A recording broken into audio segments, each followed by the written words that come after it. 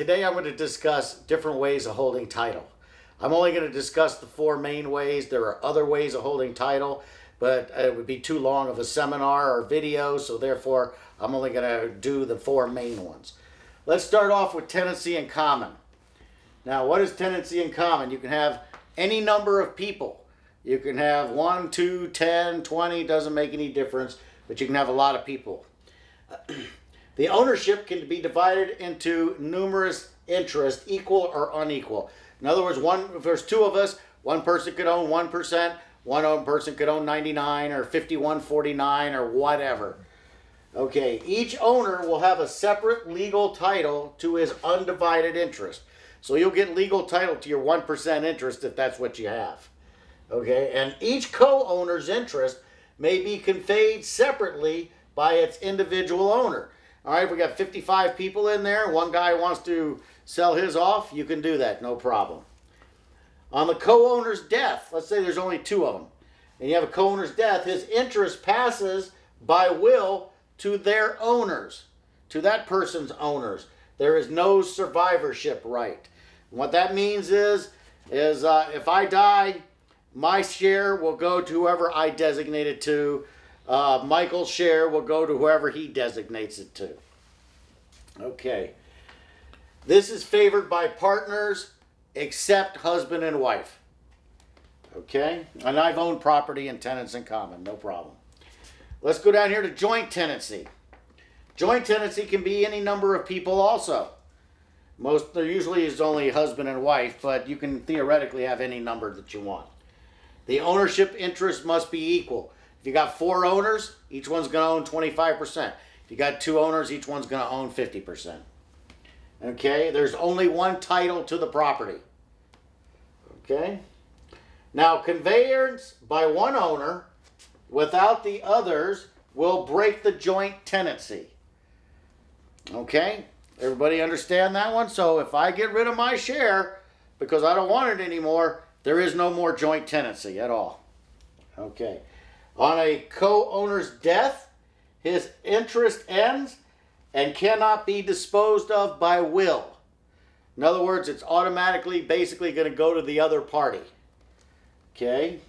And that is why down here it says the survivor owns the property by survivorship.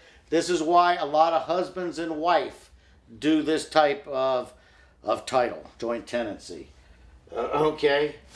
Now, over here, let's discuss community property.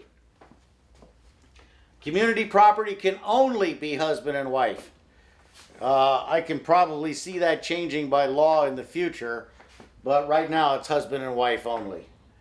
Ownership interest must be equal, except the control of the property will be with the managing spouse. That could be either the wife or the husband. Usually if you own property that you don't live in, one of the spouses will be taking care of tenants or the renters or whatever. Okay. Each interest is separate, but management is unified. In other words, only one person is going to do the management, even though you have separate interests here. Okay, we also require written consent of the other spouse, and separate interest cannot be conveyed except upon death. So you can't go out and give your share to somebody else. You have to die, and then it can be conveyed. On the co-owner's death, 50% belongs to the survivor in severalty, and 50% goes by will to the descendants, devisees, or succession of survivor. Okay? Getting a little technical with you there, and that's why the presumption is husband and wife. On community property, the presumption will be husband and wife. Doesn't always have to be, but that's our presumption. And then the last one we're going to discuss today is tenancy and partnership. Only partners can be the members of the partners. That doesn't make any sense, but ownership interest is in relationship to the interest in the partnership. If you have 30% interest, your share is going to be 30%. Title is in the partnership. It could be the Joe and John partnership, that type of thing.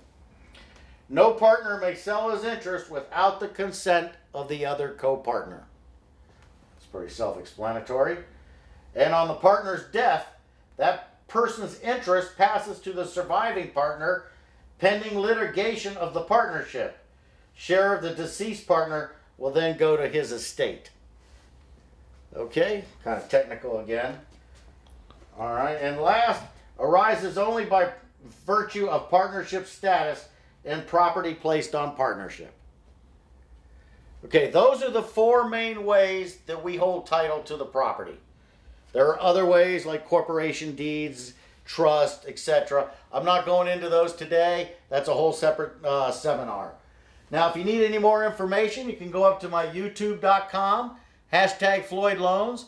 Be sure to hit the red button for subscribe.